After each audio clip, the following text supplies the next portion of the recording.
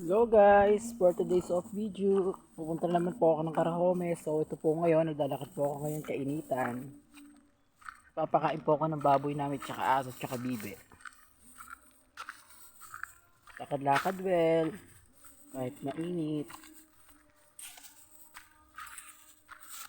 Dito na naman po tayo sa daanan ni Fiamar, kung saan po ay papunta po ako ng looban ng Karahome. Ito po. Pakalayo, pakainit. Nature trip tayo ngayon.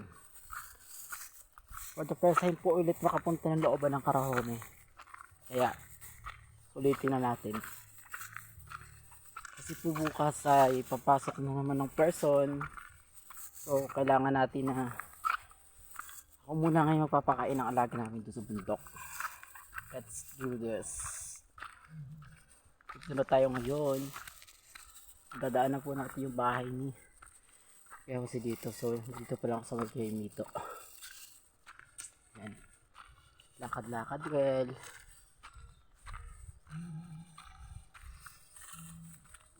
Madadaanan po natin dito yung bahay ni Kuya Jose. Kaya nga. Kainit.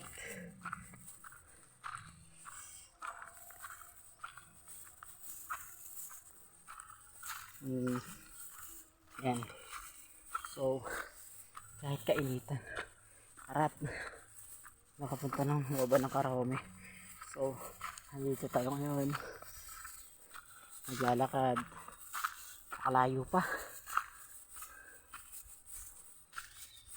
For the first time ko ulit makarating ng bundok. Yan. Tayo sa bahay ni Kluse. Tayo. So, yan. Tayo sa bahay ni Kluse.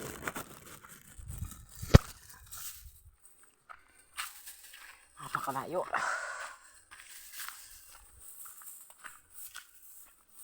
Tayo dito.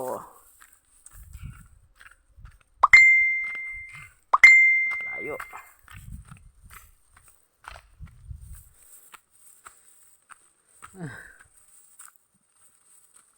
Lakad-lakad well.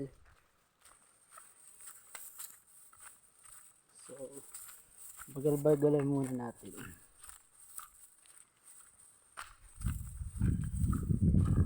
Tayo ngayon naglalakad-lakad sa looban ng Karahome. So, papunta na tayo. Ayun po yung dinaanan ko.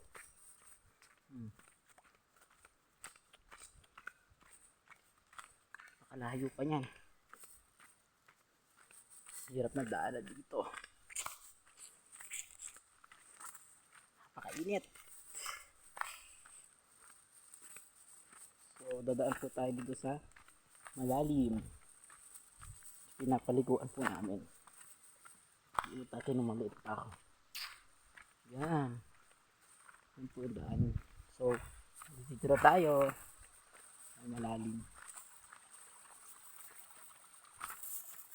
So, malakad tayo doon. Yan. Painit.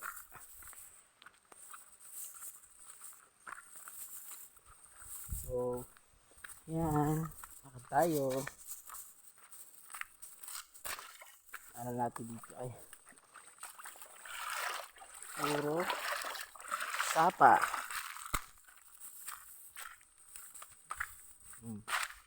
Puro nature po tayo ngayon. Ako lang po ngayon, wala po akong kasama. Ito ngayon maglakad-lakad kahit painit.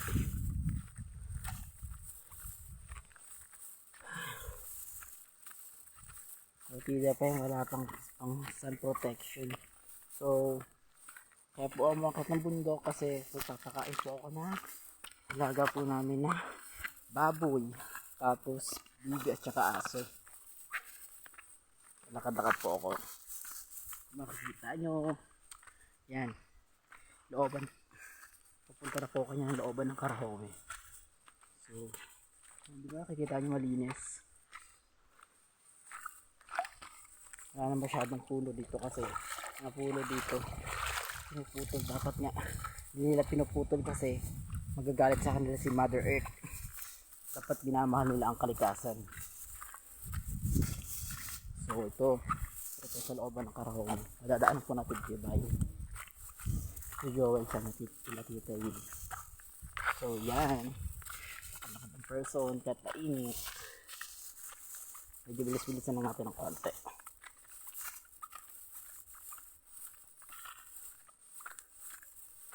Yung trip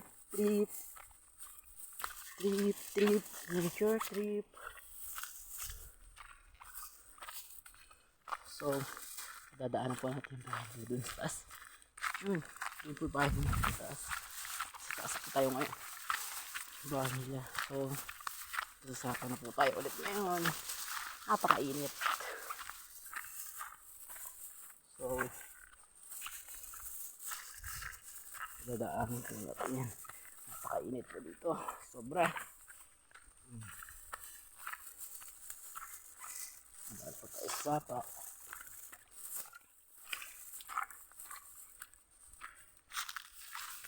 Medyo mainit-init ang lalakaran natin.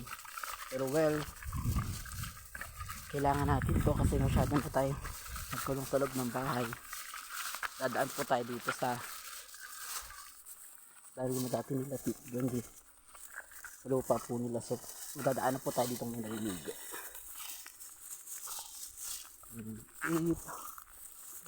Trip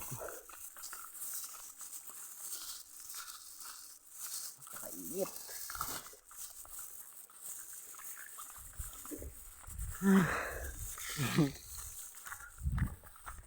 Napakainit.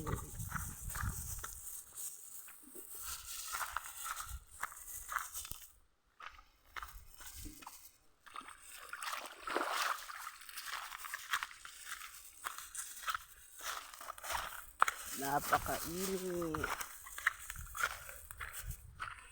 So nandito na tayo sa tanim Tito Gunting. So ito na, nasa looban na po tayo ng Carahome.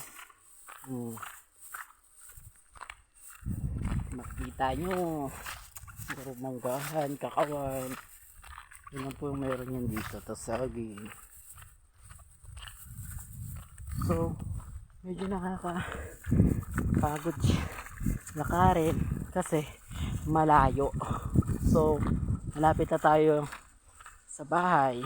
Kunting kembot na lang po. Papakain na po ako ng alaga natin. So kunting kembot na lang, nandun na tayo. So yan, dadaan na po natin puro po kakawan, mangga, yan, buho. Tatawid na naman po ako ng sapa. Yan. So lakad-lakad well, diba? Ganito ang buhay dito sa looban ng Carahome. Kailangan para meron kang makain dito, nagtatanim ka rin saging, kamuting kahoy at ubi, langka, so pero nandun na gabi at saka para may pambili ka ng bigas kasi dito hindi ka na kailangan maghanap ka ng tubig kasi may tubig. Libre tubig dito. Ang problema ng solar lang. Yan, nakikita nyo po yung hinahawakan kong yan. Langka po yan. Langka. Masarap po yung gulay. Sarap pag ginisa po siya na mayroong sardinas. Kahit pag isa lang po siya or palago, pwede na po yung flamin. So nandito na po tayo sa looban ng Carahome. Malapit na po sa amin. So yan, doon po ako dumaan po kanina, yung puno ng langka. Hawakan po. So nandito na po tayo sa looban ng Carahome. Nandito na po tayo sa aming bahay. So let's do this. Magpapakain na po ako ng alaga namin na baboy. Nandito na ako. Chuy! Nandito na po ang aming alagang aso. Chuy! Kamusta ka na, Chuy? Beat! Nandito na po ako sa bahay namin dito sa bundok. So, magpapakain na po ako ng alaga naming hayop. So, yan. Yan.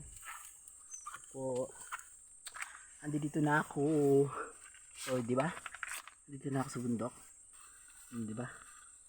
Pakainit.